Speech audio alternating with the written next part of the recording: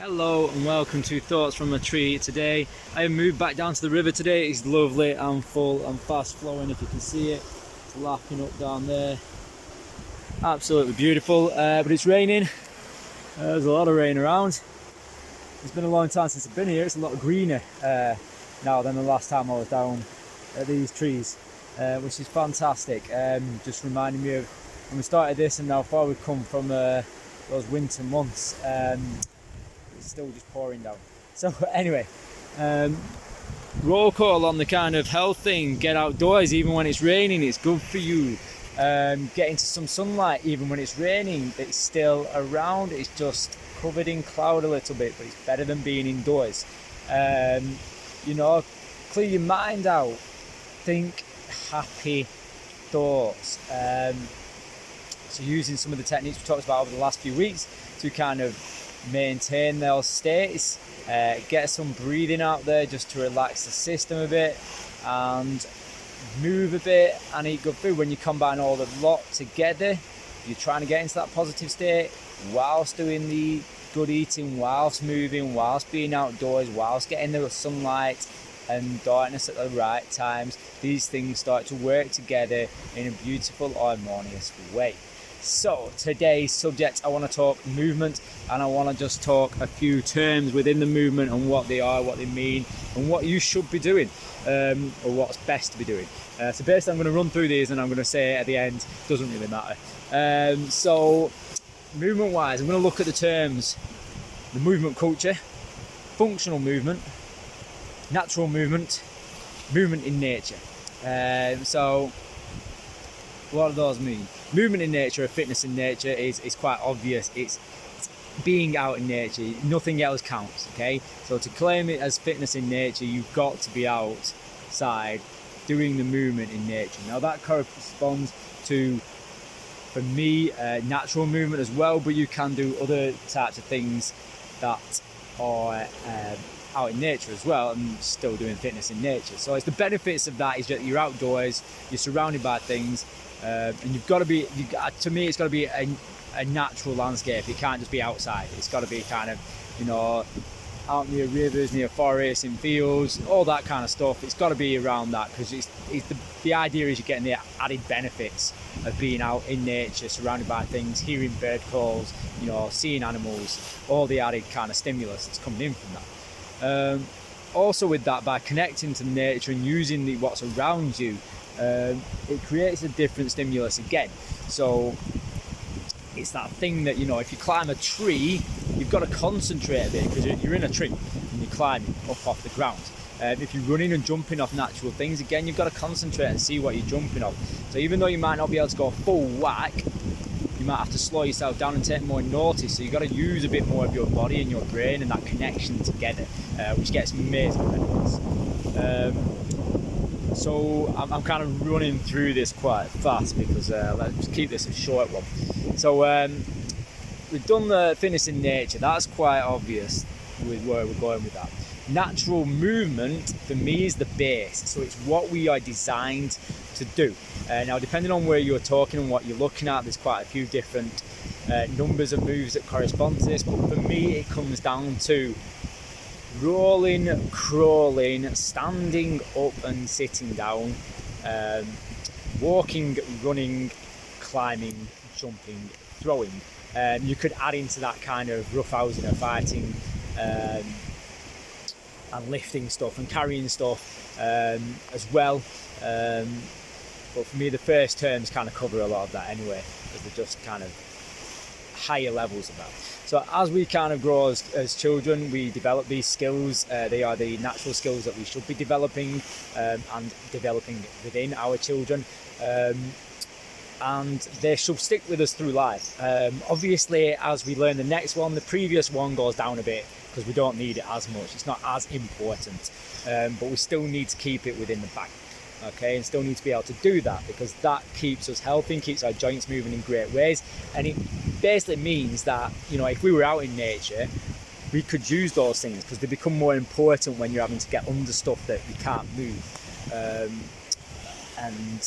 that you're not surrounded by comforts and joys and electrics that just move things for you. So the key thing is to keep there, and for me that's a base. That's the one thing that everybody should be doing. Okay, it doesn't matter what else you're doing, I think that should be a base. It doesn't have to be a fitness class, doesn't have to be to music, doesn't have to be timed. It's just something that we should be doing as part of natural life. Okay, so if you need to fit that into a solid time that you're learning it again, then yes, you need to start off that way where it is fitness, but really it should become just part of life, something that you do, something that's just bobbed into your everyday life. If you just kind of, you find a different way of getting from A to B by crawling instead of walking, just stick a run in there every so often, just run and jump over something, these different things. So brings me on to kind of movement culture and functional movement, and I'm not going to go too much into other types of fitness because I'm not counting them today. Talk about that another time of why I'm not counting them. Functional is a word that's put onto everything. It seems at the moment to make it fit within what is the new trend. We'll talk about trends in the fitness industry and all that kind of jazz some other day, and you can see by my face I don't really like the trendy stuff. So functional movement, so I would class myself as a cross between functional movement and natural movement and fitness in nature, obviously, because that's what I do, and that's what all my videos are of, is being out in nature. So functional movement for me is the stuff that helps you get back to being able to move in nature, and also is that kind of expression of that baseline natural movement. So functional movement would be stuff like, if you look at the CrossFit way of it, it's like the Olympic lifting, the gymnastics, that kind of stuff, the weightlifting, and it's basically stuff that is an expression of that natural base movement, but it's been made into kind of a more of a sport style, and then you can use it as a functional movement. So box jumping would be a functional movement because it's an expression of the base movement of being able to jump. I think parkour would come into that as well as a functional movement. It's an expression of the baseline. I'd say it's a closer expression of the baseline, a more natural expression of the baseline, but it is still that expression of the baseline. So that's something that should be there. It can be there, it doesn't have to be done. So that's what I'm saying. It doesn't really matter which ones of these functional movement styles you pick. So it could be yoga, which I would still put as functional to style movement, not as actual natural movement, as I said, because it is kind of structured into certain ways, and it is an expression in many ways of the baseline movement. Now again, it's probably a little bit closer as it's a lot of groundwork, but it's still, I'd say, on the functional side, not the natural side.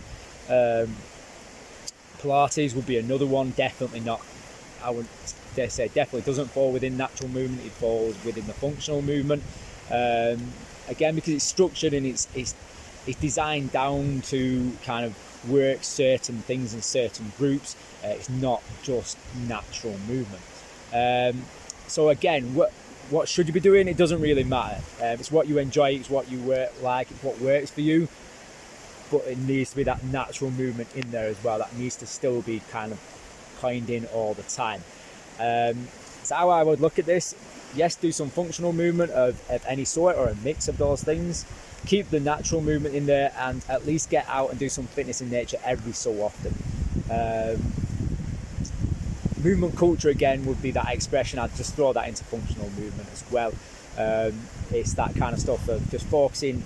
I'd say movement culture is more like the art form kind of stuff of movement, so really focusing down and kind of having a craft within movement. So it might be a handstand that you're really focusing on, it might be some martial arts that you're really focusing on, but again, all very much expressions of that natural baseline movement. So your takeaway from this is natural movement is your big kind of round thing. You should be doing that like all the time, or getting into doing that all the time and putting that into your life. And then the other ones are all expressions of that you can learn, that you can become a craft of, that you can become very skilled at. So yeah, maybe carry this conversation on for a few weeks, because even though I said this was going to be short, it's now gone on to 10 minutes. So maybe we can look into the interesting different parts throughout the next few weeks. So maybe do a bit on Olympic lifting, bit on gymnastics, bit on climbing, bit on yoga. You know, we'll knock a few out. I've got a fair decent understanding of all those things through my qualifications and my experience. So we could have a good chat about all those things. I'll sneak a little bit in there about why I don't like that trendiness and the stuff like that. Yeah, cool. Have a good weekend, even though it's wet and rainy, especially if you live around where I live in kind of the Ribble Valley, Forest of Bowland type area.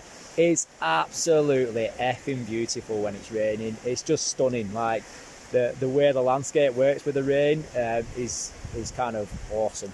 So get out there and explore a bit.